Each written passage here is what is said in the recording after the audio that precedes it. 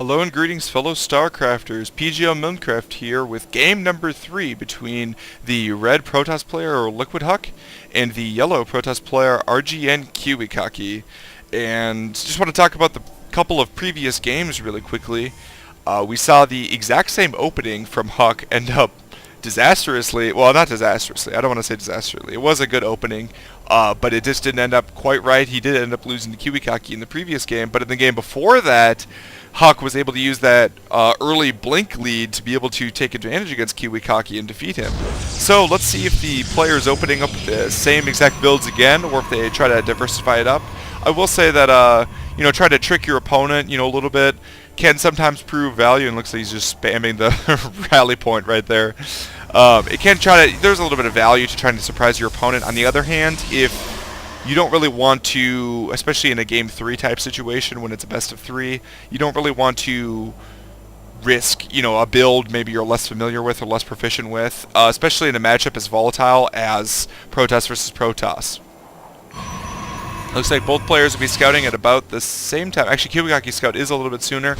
He was scouting, well, not directly after the pylon, but a little bit later after the pylon. And he's just going to go ahead and check to see if Huck's there, and probably is going to hit him on the second try after he realizes that Huck is not directly on top of him. This map, by the way, is Backwater Gulch, one of the fairly newer maps in the map pool.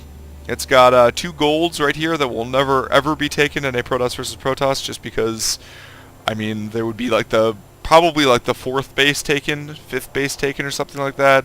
And if in a Protoss versus Protoss, if somebody has that sort of a lead, then the game's probably just going to end with an attack anyway. As in Protoss versus Protoss, as opposed to other matches, there is so little of a defender's advantage because of warp gates.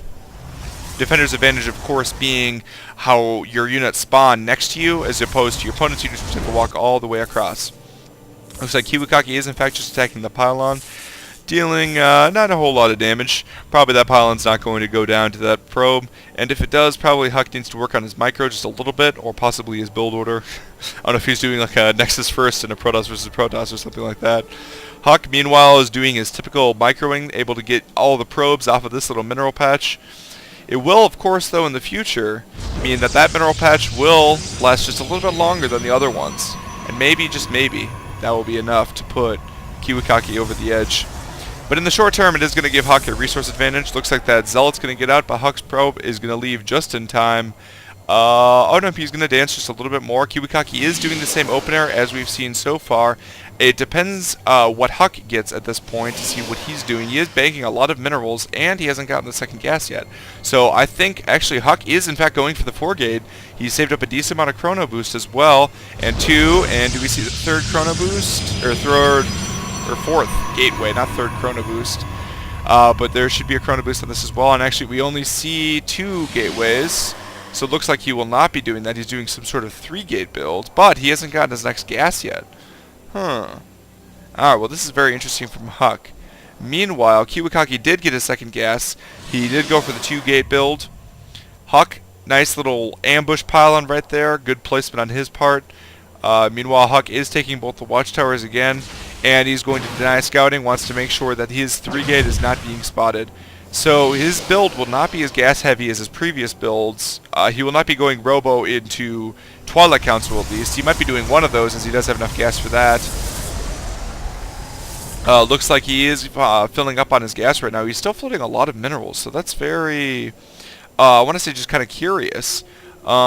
He should, Warp Gate will be finishing very soon. He'll be opening these up, probably getting 3 Stalkers, maybe 2 Stalkers and a Zealot, and applying a little bit of pressure against KiwiKaki here. I suppose just to keep KiwiKaki honest and to make sure no sort of dangerous actions or too dangerous actions are going on. Looks like KiwiKaki hasn't decided what kind of tech he wants to do. He does want to do a Robo tech, so his build is just a little bit different as well. His Robo is a little bit more delayed, I believe. No, it's actually about the same. It is the same build. But Huck is moving up for a little bit of pressure. Nice, able to trap that last Zealot there, but looks like Huck is able to snipe his Zealot as well, so an equal transfer, except I suppose that Sentry did lose its 50 infantry. A second Sentry is out now, however, so that's going to prevent any sort of actions from coming. And actually, even though both players started off with different styles of builds, it looks like their builds have transitioned to about the same thing as they're both getting a robot right now, and maybe we'll be seeing a little bit kind of war of the worlds going, as since both players went to a robotics facility, the next natural evolution is going to be Robotics Bay. Unless they both expand, but in which case they will be getting a Robotics Bay as well. And in fact, we do see the Robotics Bay for Huck. Maybe KiwiKaki feels a little apprehensive about that, though, as he is not getting a Robotics Bay, at least not quite yet, as he's getting an Immortal first. Immortals can be effective against Colossus, but not with proper micro, and especially not with Thermal Lance, which, you know, Huck just needs to keep his Colossus at the back of his forces and make sure he's, you know, not able to take any hits from the Immortals. Immortals deal so much damage to any sorts of armored units, as of course we all know. And we see the Twilight Council is actually being placed by KiwiKaki this time, so it looks like KiwiKaki is going to be going for Blink Stalkers. So that's going to be very interesting. We're going to see Colossus versus Blink Stalkers, which actually, typically I would say that the Blink Stalkers come ahead just because Colossus is such a large investment. And oh, wow, an expansion from Huck as well. And did he snipe the Observer? He did snipe the Observer. Just the second Observer coming out now, unless it's the first Observer. No, I'm pretty sure. No, that might be the first Observer, actually. Oh, looks like he's about to lose that. We can actually check the units lost tab. No.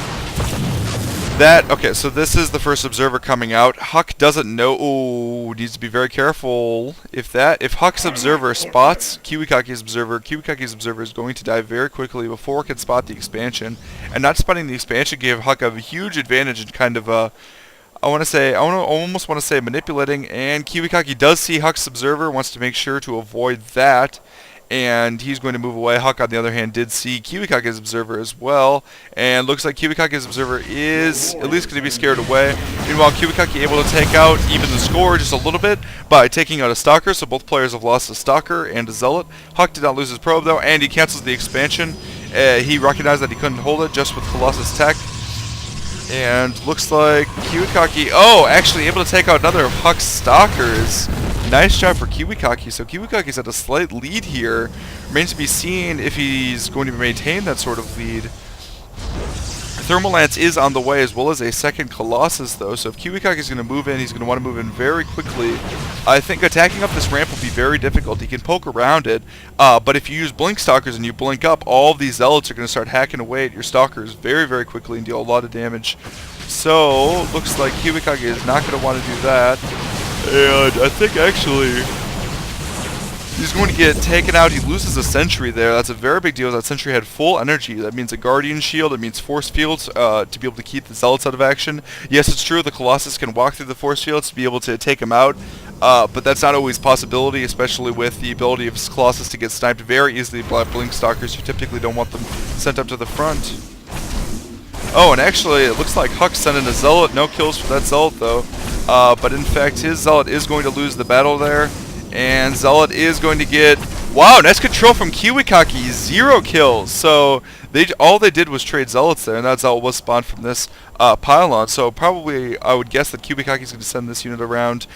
Check for pylons around here. It remains to be seen if he's able to check the top area, though. Looks like KiwiKaki was just poking around a little bit. I don't believe any units were killed in the making of this episode.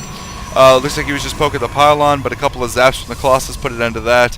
And KiwiKaki's expansion, which by the way is a hidden expansion, is now more than halfway completed. So if Huck isn't able to kill him with this attack, he could end up falling behind very, very quickly. KiwiKaki, on the other hand, nice, got the Stalker out right before the pylon was built, and actually, he runs a very tight shift for his supply. He doesn't seem to have extra, especially considering he's Protoss and has pylons all around. He doesn't ever seem to have extras, and the pylon is not going to be able to spot the probe transfer, so he's going to have no idea this is going on. Looks like KiwiKaki is going to move his Stalkers forward. Not able to snipe a Zealot, though. He just wants to cause a little bit of harassment. Perhaps try to, keep Huck on the back foot, stop him from expanding as long as possible, that sort of thing. And actually, is Huck going to just ignore these Stalkers? Oh, he's going to be doing some shift blink micro up here. Maybe he's just going to... Oh, he can blink all of them up, evidently. And moving right into the base. Oh, Colossus spawns at exactly the wrong time. Not quite able to take out the Colossus. Blinks a couple of Stalkers over, able to take it out. And able to kill a lot of probes, and possibly able to snipe the Robo Bay and the Robo Facility. and able to blink out of there. Not quite, actually, as he's going to lose a decent amount of stalkers. So, alright, so that was a very good move for Root KiwiKaki. However, he did already have this expansion. Now, the question is if he's going to be able to hold the attack from Huk. Is Huk not going to be attacking? Zealots are moving in for Huk, on the other hand. They're dealing a little bit amount of damage here. So, I think what happened was these Zealots spotted that there was not an expansion for KiwiKaki. So Huk figures, even though he lost a lot of tech there by losing both his Robo Bay and his Robo Facility, he thinks that he's still ahead economically, so he can afford to sit back right now when what he really needs to do is move in and attack with everything. Looks like those Zealots able to kill a couple of pylons, not able to do too much though, able to get a couple of probes as well possibly. But no, looks like Huk is in fact going to be moving all in. Well, not necessarily all in, but it's sort of an all in because he's just so behind on tech right now. His Twilight Council is just finishing. He is just starting Blink. Looks like he's going to move up. But KiwiKaki's forces are not in a good position right here. It looks like he's trying to group up with the rest of his forces, which are in fact over here. And while those forces are left behind right here, he needs to engage with that Immortal. It's already lost a lot of damage with the shields. Meanwhile, KiwiKaki's forces are being taken out right here. Oh no, KiwiKaki is falling apart. He needs to keep these forces alive right here. Meanwhile, he does in fact engage with his Immortal. Nice little force field, able to trap the Stalkers. But a bunch of Zealots from Huk are going to be able to stop any sort of forces coming in. Meanwhile, these nice little beam from the Colossus got glitched out right there. These Stalkers are all getting taken out by Huk. Looks like KiwiKaki is now down over 20 supply. And his Immortal is taken out as well by the Zealots. So all Huk needs to do now is group up his forces and move in for the kill against KiwiKaki. Even that Zealot taking a couple of whacks at him, but those Stalkers should be able to take that out. But Huk's Stalkers, meanwhile, are moving in. He doesn't have Blink on the way, but oh, looks like KiwiKaki is in fact going for the Dark Shrine. He knows that Huk, oh, is he might be actually, he might be Observer hunting right now. He knows that Huk doesn't have an Observer right now, or doesn't have a Robo Bay, or Robo Facility rather, or Robo Bay. And I think he's trying to take out that last Observer. He does spot the Robo Facility, but he's going to try to take it out. I don't think that's going to be successful. And actually, we should just check here. Huk does have an Observer out already. So he has one Observer on the map, is able to take out the Robo Bay, or Robo Facility. I keep messing that up. Those Zealots are going to take out the rest of his Blink Stalkers, though. So his forces are very low. Meanwhile, Huk's forces have taken out all of KiwiKaki's probes.